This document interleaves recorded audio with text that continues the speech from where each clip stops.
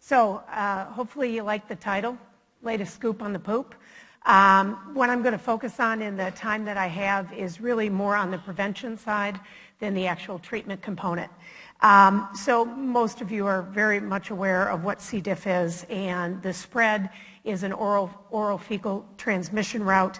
It colonizes in the large intestines and releases toxin, causes a serious diarrhea, sepsis, and other challenges. And literally it is these puppies, I like to call them lethal weapons, and the environment that play a huge role in the transmission component.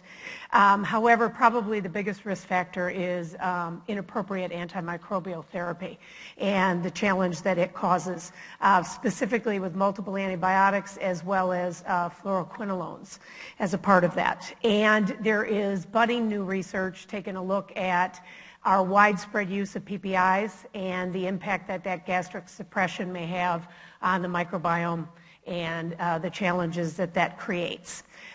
When you look at the issue in both Australia and New Zealand, the burden has been increasing over the last 10 years. Upward trends, literally caseload for hospital acquired is about 3.65 per 10,000 patient days, and in the community side about 1.8 per 10,000 patient days. In the US, it is the third leading HAI infection. So it sort of puts it. When we look at money, I had trouble finding the finances in Australia and New Zealand associated with this.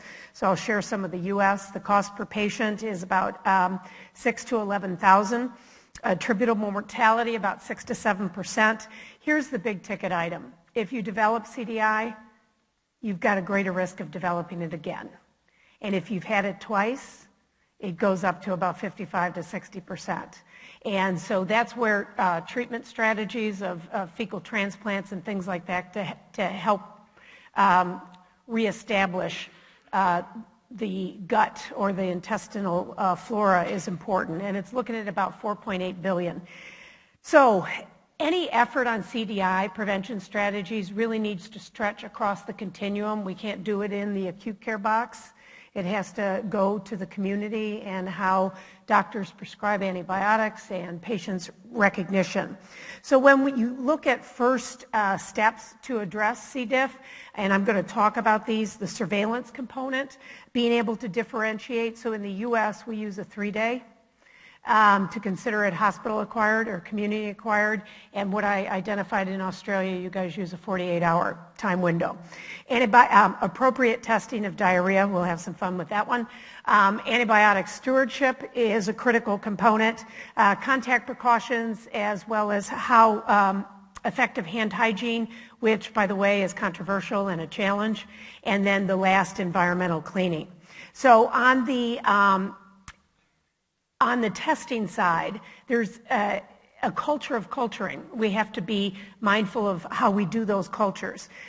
Greater than 3 unformed stools in a 1 to 2 day period. So not the first diarrhea episode. And now, I got to tell you, I was doing a workshop, and this is the honest to God truth. A nurse was asked to insert saline into a stool sample that was formed to turn it into diarrhea so that it could be tested for C. diff. I know, what can I say? Also, pay attention if somebody's been on laxatives in the last 24 hours. Have a hard stop. Do not retest the stool in a 7-day period. Also, if the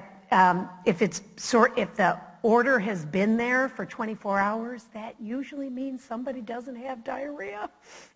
So it should be automatically stopped as a part of it.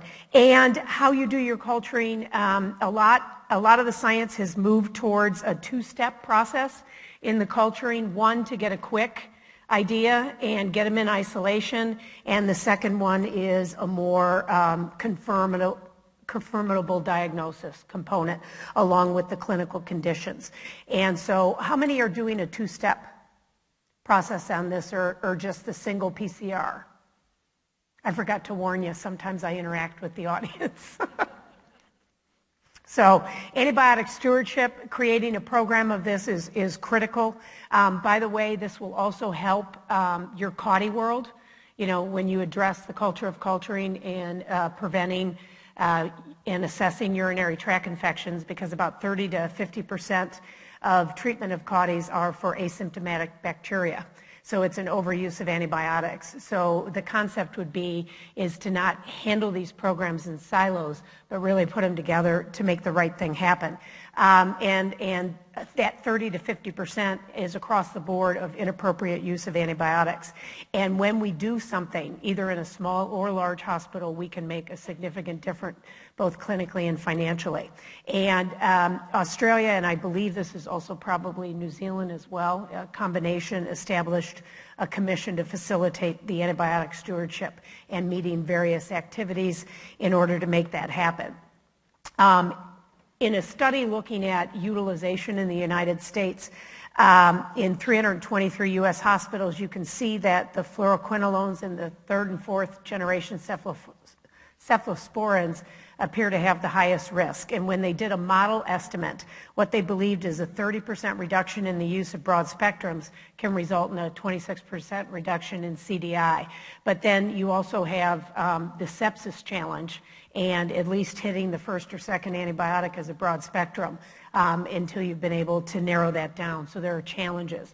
There was some significant work done in England in reducing fluoroquinolone use that had a significant impact on CDI. They also had a cephalosporin reduction as well, but the data did not pan out. It was pretty much focused on connecting that it was the fluoroquinolones that created the improvement. So when you look, and it's beyond mine to do a complete antibiotic stewardship here, so it's really remove any unnecessary antibiotics from your formulary, restrict options for duplicate antibiotics as a part of it, provide ongoing surveillance of antibiotics by the pharmacy, and escalate to physician leaders as needed as a part of that journey.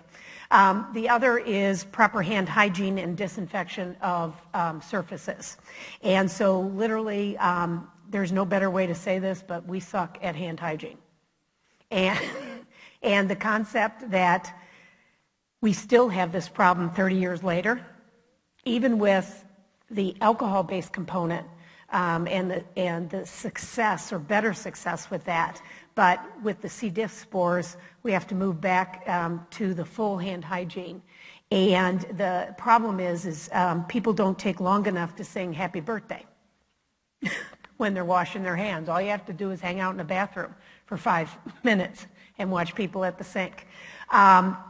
So I was able to find some data on the compliance of hand hygiene, and my understanding on this data, this was mostly alcohol-based. It wasn't necessarily the full hand hygiene.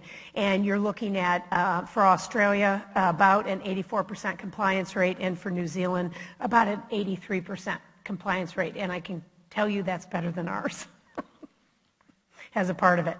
An important thing, if you've not seen this, the WHO has it. You can download this on their hand hygiene patient safety goal website. And what it really does is you can put it on the towel rack above the sink to remind people of the exact process on how to wash the hands. And you can put it above the alcohol as well, because when you do wash your hands effectively, you get a better kill. And so part of it is also identifying how well we do this. But one of the things the C. diff data has told us is we've got to wash our hands. There's controversy because the regular washing of hands really doesn't work well either. Now, what they have been looking at is patients washing their hands. And there are some new studies that just came out showing efficacy of incorporating the patient in washing the hands, and sometimes at the sink, but also sometimes using alcohol, and have seen like 30% reduction. So that may be a unique opportunity. Contact precautions. Get them in as soon as possible. You don't have to leave them in forever. There's debate on that, though, because of the shedding that occurs even if you're not in an active infection. And so there is controversy in the literature about how to do that. And then making sure that we take care of the room. Now, you're in a slightly more challenged environment because you've got curtains versus walls. And the science is showing that if we just do the bleach alone, without following with ultraviolet C or some other form of kill, that you leave a fair amount of C. diff hanging out, especially in the commodes and the toilets. And so the concept is bleach on those high-touch surfaces as a way to reduce that. But what has been shown is this 1-2 punch, cleaning with the bleach in a terminal clean and also daily, twice a day in high-touch surfaces. And there are places that are putting even with the patient in the room, they're actually putting the ultraviolet C in the bathroom and closing the door. So at least the bathroom's getting hit, and then the rest of the room gets hit. The problem is with curtains, you're not protecting the other patients, and so it becomes a really challenging strategy not available for everybody based on your environment. In this study, what they found is the most common sites that were not cleaned well were the toilet seats and the overbed. The other piece is, from a nursing perspective, is consider containing the stool. If you have a positive stool culture and significant amount of diarrhea, to be using an internal bowel management system to be able to help contain it. I did put this in here because you guys will have access to these slides as a way for when you have diarrhea to go through an algorithm as a part of that. And what the data is basically showing us twice a day on the cleaning for high-touch surfaces, bundle your interventions and improve your antibiotic stewardship, and you will effectively reduce your CDI. And so this is, if you have not seen any improvement, this is some strategies on how to drill down further if necessary. And so that is the latest scoop on the poop.